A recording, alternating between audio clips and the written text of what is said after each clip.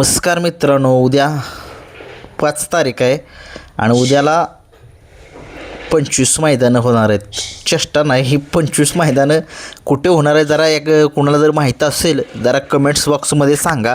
कारण की एवढी मलासुद्धा माहीत नाही की एवढी 25 मैदान नक्की कुठं होणार आहे. आता सगळे म्हणजे तुला कसं माहीत.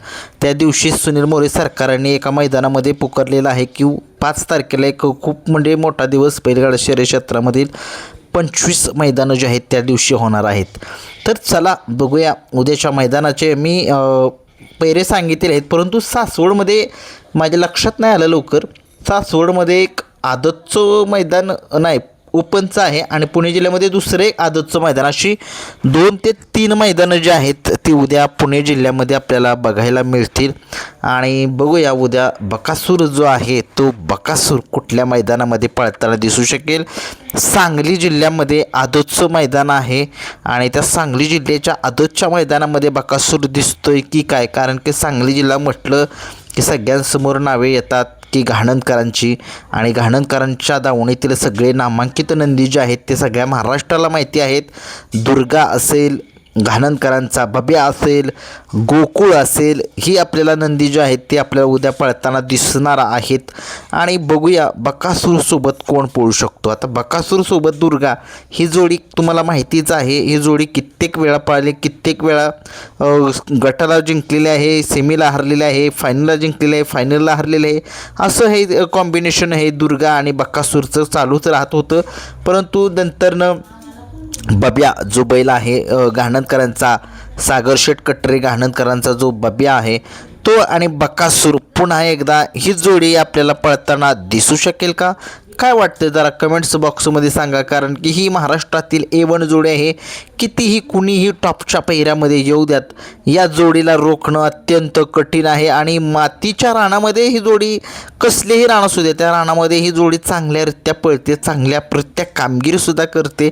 आणि मला वाटते की जर बकासूर जर सांगली जिल्ह्यामध्ये जर पळण्यासाठी जर आला तर बकासूरचा पहिरा तोच असू शकतो. घाणंदचा बब्या किंवा दुर्गा पळताना दिसू शकेल. जर त्या ओपनच्या मैदानामध्ये जर ही जोडी नाही पळाली तर, किंवा मुळीकवाडीच्या मैदानामध्ये ही जोडी जर नाही पळाली तर मग मुळीकवाडी तालुका खटाव जिल्हा सातारा या ठिकाणी सुद्धा मी मैदान आहे आणि ओपनचं मैदान आहे. या मैदानामध्ये सुद्धा एक टॉपचे महाराष्ट्रातील रथी महारथी पळताना दिसू शकतील. कारण की जे मैदान थारचं येणार आहे त्या थारच्या मैदानाची एक जय्यत तयारी असेल. कारण की 8 तारखेला खूप मोठं मैदान आहे महाराष्ट्रातील. जे आता उद्याचं ओपनचं मैदान होईल त्या मैदानामध्ये सगळे नंदी टॉपचे जे आहेत ते एक सराव म्हणून पळताना आपल्याला दिसू शकतील. कारण की त्यांचा सराव जर झाला तर 100% ते 8 तारखेच्या मैदानामध्ये डायरेक्ट आपल्याला पळताना दिसू शकतील. तर मग आता मी तुम्हाला सांगितलं दुर्गा आणि बब्या यांच्यासोबत ओपनच्या मैदानामध्ये, जर सांगली जिल्ह्यामध्ये जर ओपनचं मैदान जर असेल तर त्या ठिकाणी या जोडीसोबत आपल्याला पळताना दिसू शकेल. जर या जोडीसोबत जर नाही पळाला बकासूर तर मग आदतचं मैदान जे आहे त्या आदतच्या मैदानामध्ये आपल्याला गोकुळ हा एक नंदी आत्ता सध्या महाराष्ट्रामध्ये चर्चेमध्ये असलेला असा हा सागर शेठ कटरे घाणंदकरांचा गोकुळ हा नंदी बकासूरसोबत पळू शकतो. आणि ही जोडी एकदा पाळली होती आणि एक रथी महारथी त्या ठिकाणी जोडी होती, त्या जोडीचा सुद्धा त्यांनी पराभव केला होता. वाटत नव्हतं हा गोकुळ पळेल म्हणून, परंतु शेवटी या गोकुळकडे काहीतरी कला आहे, काहीतरी त्याच्याकडे असं म्हणजे पळ आहे त्याचा सगळ्या महाराष्ट्रानं बघितले. तुम्ही त्या मैदानामध्ये लखन आणि चांद उर्फ चंद्या ही जोडी, अपराजित जोडी सगळ्या महाराष्ट्राला माहिती आहे. एक चांद उर्फ चंद्या आदतमधला सगळ्यात सर्वोत्कृष्ट हा जो आहे तो नंदी आहे आदतमधला, आणि त्याला टक्कर देणं म्हणजे एवढी सोपी गोष्ट नाही. त्याच्यासोबत महाराष्ट्रातील एक टॉपचा 1 नंबरचा बैल म्हणावा लागेल, डाव्या खांदी पळणारा असा हा श्रीनाथ केसरीचा 1 नंबरचा मानकरी, पेडगावच्या मैदानाचा 1 नंबरचा मानकरी असा हा छत्रपती संभाजीनगर एक्सप्रेस ही जोडी पाळली होती. आणि शेजारी गाडी जी होती आपल्या बकासूरची आणि गोकुळची गाडी होती. वाटत नव्हतं ही गाडी जिंकेल म्हणून, परंतु जिथे बकासूर असतो त्या ठिकाणी कुणीही म्हणायचं नाही की माझी गाडी जिंकणार. शेवटी बकासूरला सुद्धा हरवणारे खूप सारे नंदी आहेत, परंतु एक बकासूरचा ज्यावेळेस मूड असतो त्यावेळेस बकासूर हा जिंकण्यासाठीच पळतो. बाकी सगळे जिंकण्यासाठीच पळतात, परंतु बकासूर एक वेगळाच या महादेवाचा अवतार आहे या बैलगाडा शर्यत क्षेत्रामध्ये. म्हणजे महादेवाच्या नंदीचा अवतार आहे तो. आणि उद्या बकासूर आपल्याला जर आदतमध्ये जर मैदान असेल सांगली जिल्ह्यामध्ये तर आपल्याला गोकुळ या नंदीसोबत आपल्याला पळताना दिसू शकतो. मी तुम्हाला सांगितलं घाणंदकरांच्या दावणीतील जे 3 टॉपचे नंदी आहेत ते तिन्हीच्या तिन्ही नंदी बकासूरला उद्या जर मुळीकवाडी किंवा त्या सांगली जिल्ह्यामध्ये जे मैदान होतील त्या मैदान आपल्याला पळताना दिसू शकेल. आता वळूयात आपण सासवड आणि पुणे जिल्ह्यामध्ये 2 ते 3 मैदान आहेत त्या ठिकाणी पळताना दिसू शकेल का. बकासूर जर त्या ठिकाणी जर पळाला तर बकासूरच्या दावणीतले सुद्धा उद्या नंदी आपल्याला पळताना दिसू शकणार आहेत. आणि बकासूरच्या दावणीतले सगळ्या महाराष्ट्राला माहितीच आहे की बकासूरची दावण आत्ता एक टॉपची दावण आहे. आणि महाराज असेल आपला त्या वैभव मामा यांचा बबन शेट असेल आणि तसेच साम्राज्य असेल 3 नंदी टॉपचे. आणि तुम्हाला माहितीच आहे असं एक वादळ नावाचा एक नंदी आहे तो सुद्धा एक चांगला नंदी आहे. तो सुद्धा काल मला वाटते पळाला आहे बहुतेक असं कोणीतरी कमेंट्स बॉक्समध्ये सांगितलं मला सांगितलेलं म्हणून मी त्याच्या आधारावर काल म्हटलं गट पास झाला आहे म्हणजे कुठल्या गटामध्ये आहे वाटतं गटात कुठल्या परंतु कुठल्या गटात होता कुणालाच काय कळलं नाही. मी पण परत लक्ष काय दिलं नाही परंतु खूप साऱ्या कमेंट्स आल्या त्याच्याबद्दल दिलगिरी व्यक्त करेल.